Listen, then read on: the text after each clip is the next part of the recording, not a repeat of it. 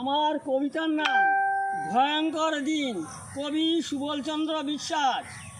উত্তর পশ্চিম কোণে সাজিয়েছে কালো মেঘ, আকাশে উড়েছে কাল বৈশাখী ঝড়।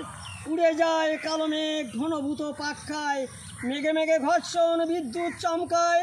চমকিয়ে ডাক দেয় আগুনের চুমুকের দাবানল, বজ্র হানে আঘাত। কোথাও হয়ে গেল বজ্রপাত, আবার কোথাও হয়ে গেল বজ্রের আঘাত। কালো মেঘ হলো আবার ঝরা বাড়ি বৃষ্টি, নেমে এলো জলধারা স্রোত কলরব। বাঁধ ভেঙে হয়ে গেল বন্যা, নিরুপায় হয়ে মানুষ দেশ ছাড়া হয়ে করে কান্না। খুঁজে ফেলে আছে কোথায় উঁচু জায়গা, দেব দেও দত্ত কালো মেঘের আড়ালে ঘুরপাক খায় যারা। মানবের দুর্দশা দেখে খুশি হয় তারা, শস্যার ভিতরে ভূত পালিয়ে আছে যত। কত শত ঘরের ছেলে মা বাবাকে পর করেছে, এমন ছেলে কোথায় আছে? বইছে দেশে আকাশ পথে ভয়ঙ্কর এক কাল বৈশাখী ঝড়।